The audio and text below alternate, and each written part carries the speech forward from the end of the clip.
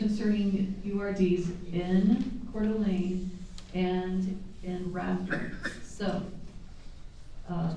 one question is for the candidates from Rathdrum. It says, Rathdrum is using urban renewal tax monies for improving vacant land.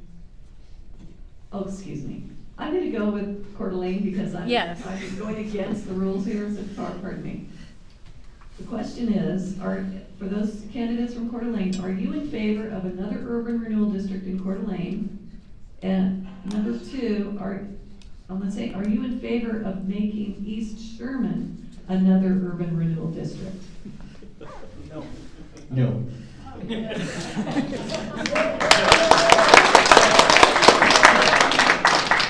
Well, right now, one of the things that is pending is that they've done a study for the area up around Kootenai Health, and the potential is there for creating a new health district corridor, which would do actually a whole lot of job creation kinds of things, help with the traffic flow, but that's still in the decision process. East Sherman, there's been a lot of talk about that over the years, but I'm not seeing any strong drumbeat there to create a East Sherman URD.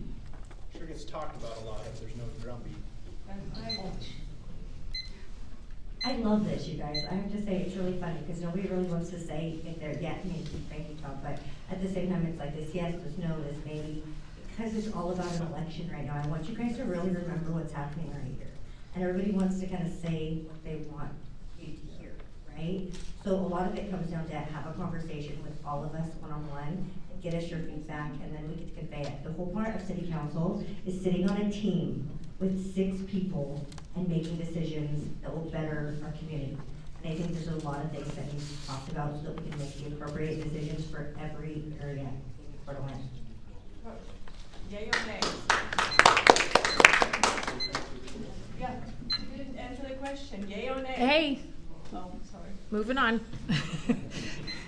Like I said before, I prefer the private industry over creating new urban renewal districts. And I think on Sherman, I'm hoping that the private industry, it's getting better and better, and I'm not sure East Sherman is blighted per se. Economically, it's not a year-round thriving end of Sherman, but I disagree. Tom, stop, please. Small business, I hear from small businesses a lot, and they have a hard time sometimes year-round. So it's getting better, though. So I prefer the private industry over urban renewal anytime. So if they were suddenly going to reconfigure urban renewal so that it was going to bring in jobs, they were talking about jobs, yes, I would consider it. We're talking about the hospital district. That's going to actually come before council. And so I will be voting on that before the end of the year. The question that I asked them when they presented it to us was, okay, so urban renewal can remove blight and it can assist economically undeveloped areas. Yet the chairman of the hospital told us that the average wage there was $60,000 a year. So we're doing well economically. Is the area blighted? No. Little preview on what I'm thinking on that. East Sherman? No.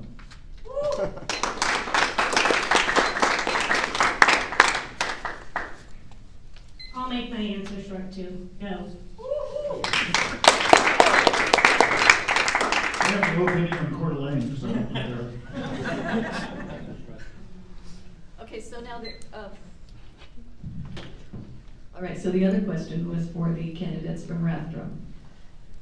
And it is, I will repeat it, Rathdrum is using urban renewal tax monies for improving vacant land and newly annexed land. What are your views on the current proposals and use of urban renewal tax dollars in a small town like Rathdrum? I believe it's a misuse of public funds to use that purpose.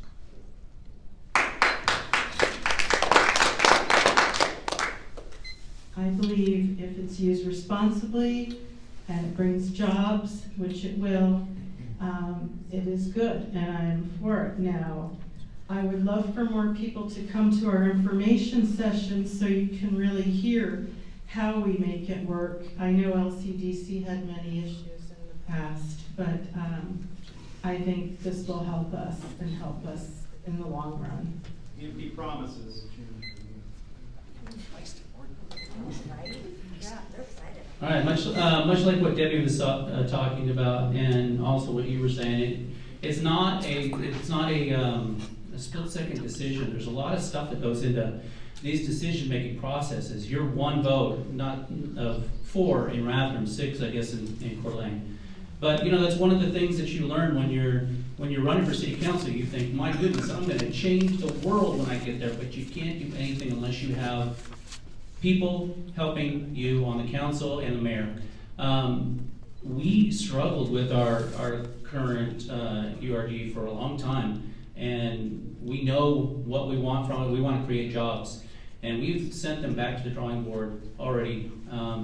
So we are going forward with smart growth and smart development as far as the URD goes. If another one came up and it was presented in a way where it would present more jobs, then we'd have to look at it. I'm not saying I would or not do it, but it's something we have to look at and discuss as a group. Thank you.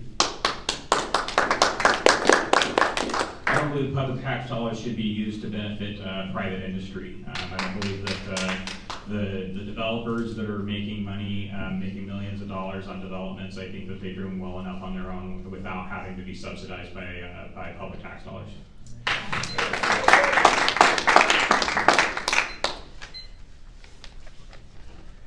We're going to need to send the mic back over to Coeur d'Alene. We've got a real quick question.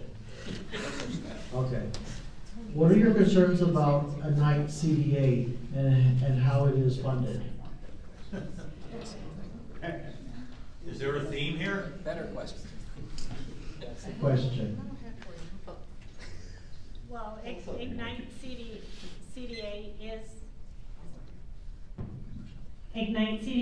is the Urban Renewal District in Coeur d'Alene. Yes.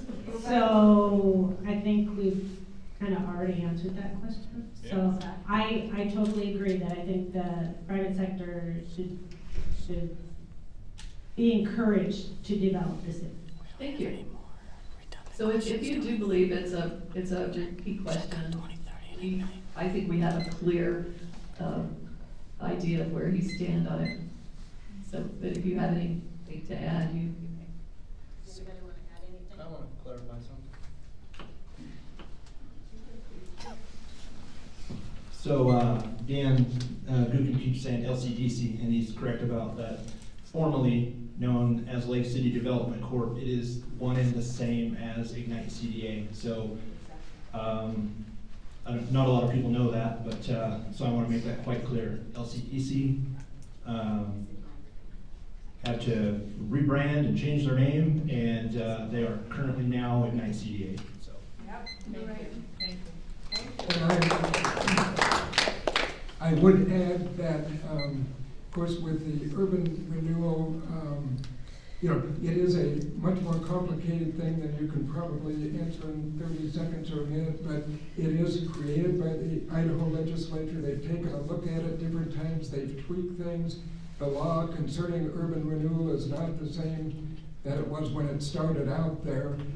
That's just something to be aware of. Also, in terms of transparency and things, if anybody has any, all the financials and things are out there, and it's the only public board that I'm aware of that they are actually at the beginning and the end. They have public comment section.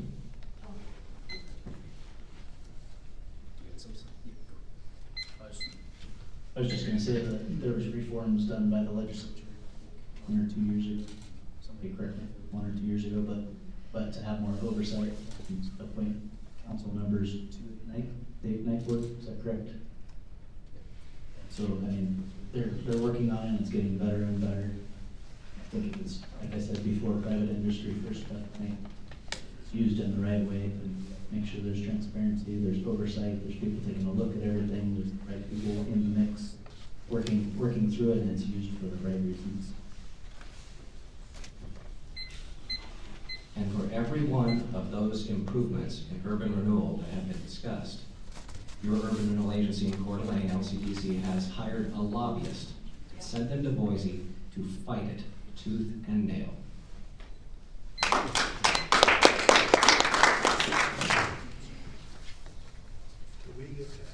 So just for all of you, if you could hold the mic as closely as possible to.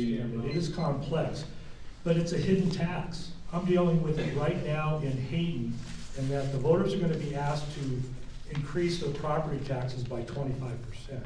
That increase in tax automatically gives the Urban Renewal District X amount of money. You can do the calculations, but our city council has decided not to disclose that hidden tax. It's $403,000 is what we're being asked on our ballot to increase our taxes. That's a 25% tax increase. Urban Renewal will get in addition to. I'm fighting for transparency. Our taxpayers need to know who's getting the money and for what reason.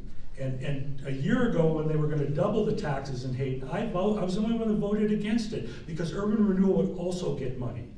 And so I'm concerned for our taxpayers. I'm concerned for the elderly, the retirees, the single moms that are being overburdened by taxes.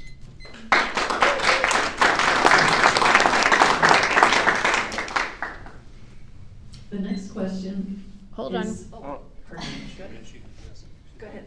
Okay. So talking about urban renewal, again, that's not something that I've been able to be a part of as long as it's existed in Hayden. I know that there's a lot of discourse, particularly with the Walmart, and some praise it as the bread and butter of the program, and others criticize it because it takes up a lot of our city resources, particularly law enforcement. So that's one thing that, if you've driven through Hayden lately, I don't see a lot of projects having been completed.